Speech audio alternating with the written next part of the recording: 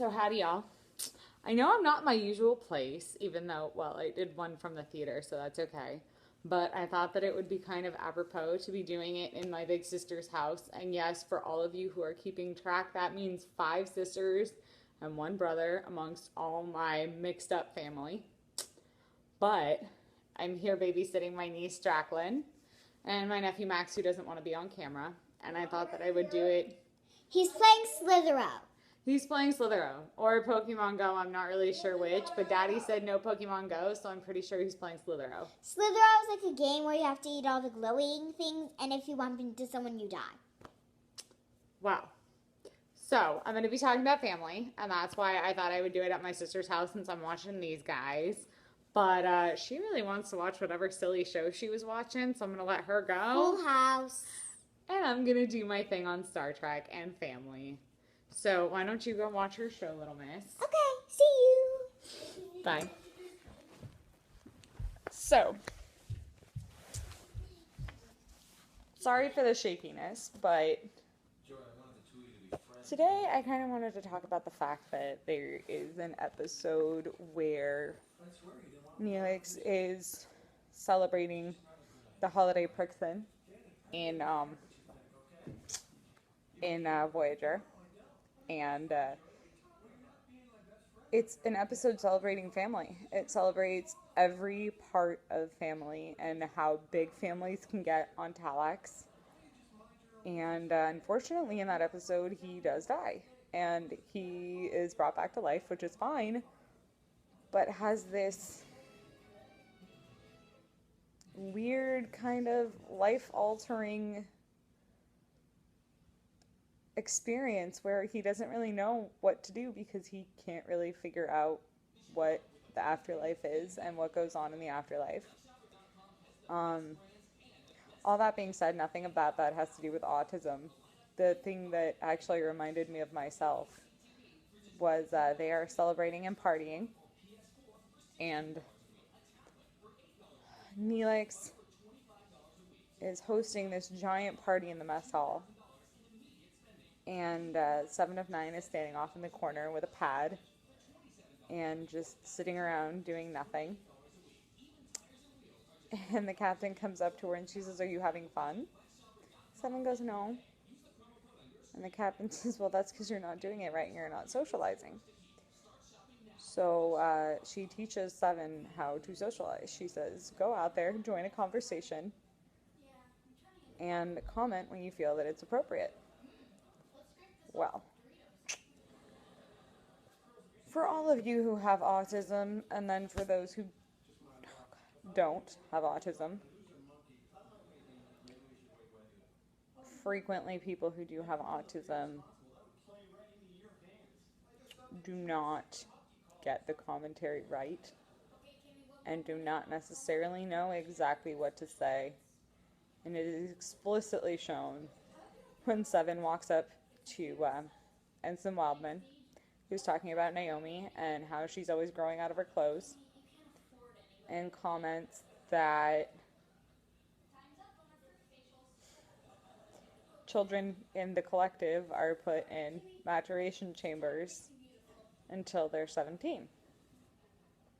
Which obviously was not an appropriate comment, but when I was getting to know Voyager, that comment kind of sparked something in me, and it made me connect with 7, because it's like when you see something that represents you for the first time. Like, I just realized she's just like me in many different ways. I mean, yeah, I'm not a cyborg, but socially we are fairly similar. And I just realized I did a hand sign and none of you know what that means, so pardon that. But for Chad, I'm going to talk about how this situation with my birth family is kind of reflected in one of the movies of Star Trek. And I know that doesn't explicitly have to do with autism, but it definitely is a lot more difficult as someone with autism not really knowing how to talk to people and then having your biological parents say something like, "So, your sister says you're autistic." it's just interesting not knowing sometimes how to be social, and then on top of that, getting to know people that some days you wish you had known your whole life because you're playing catch up after 30 years. It's been 30 years, and I'm playing catch up to get to know my family. And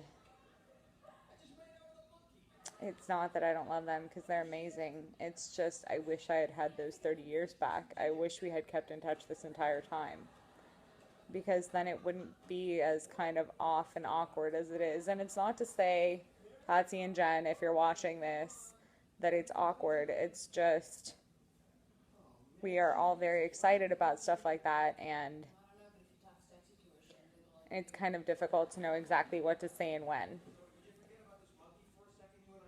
But all that being said, in the movie First Contact, when we had first contact with the Vulcans, First Contact Day was that from Cochrane. Um, the Vulcans and the humans didn't really know how to interact with each other. I mean, the Vulcans said live long and prosper. And Zephram Cochrane, if I'm not mistaken, guys, please let me know if I am, reached out his hand for a handshake.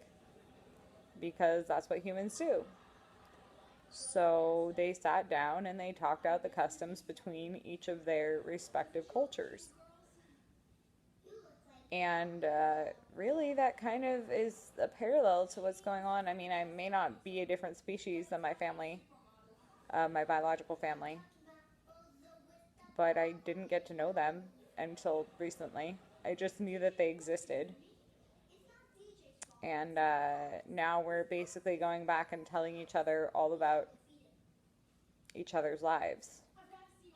I now have 5 sisters, an older brother, and 3 nephews and 2 nieces, and it's a giant family, and it's sometimes a little hard to know how to fit in. And it doesn't help that as someone with autism, it's just a little more crazy. Because it's a little harder to deal with when you don't really know how to socialize in general. And it's no one's fault. It's just that's the way I'm built and that's the way I'm wired, and I need to learn to adapt to the situation.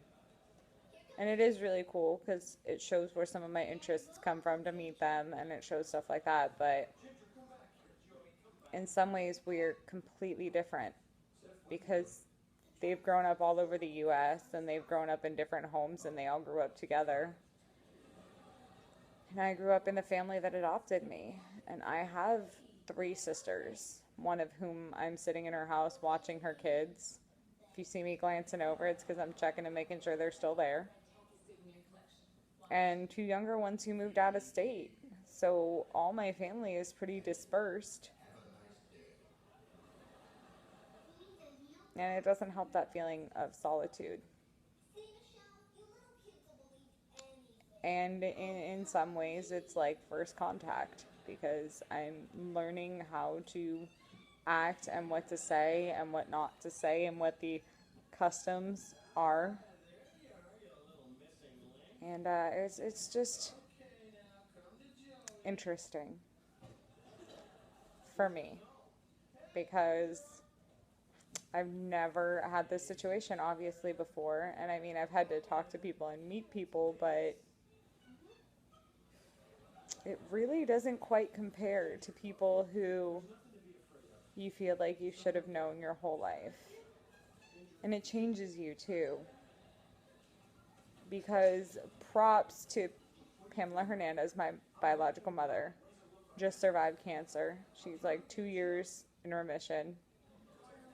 And that is a little terrifying on my point because it's like you suddenly realize that there's different things that mean something in your life and in your health that you wouldn't have thought of before. And I know that doesn't have to do with Star Trek, but that's what I'm thinking right now. And the first contact thing is kind of important because I am learning about them and they're learning about me. And it's almost as if we're completely different because we grew up on opposite sides of the U.S. And Christopher, if you're out there, He's my brother. He still hasn't contacted me. I think he's not ready. But Chris, if you're watching, I'd love to get to know you too. Feel free to make first contact whenever you feel comfortable. And I guess that's it, guys. I'm hitting 10 minutes, and I have other stuff I'd like to talk about at a different date, but right now I need to go make sure that my nephew is not playing Pokemon Go, because Dad said no Pokemon Go. So, live long and prosper, and I will see you all in my next video. Bye.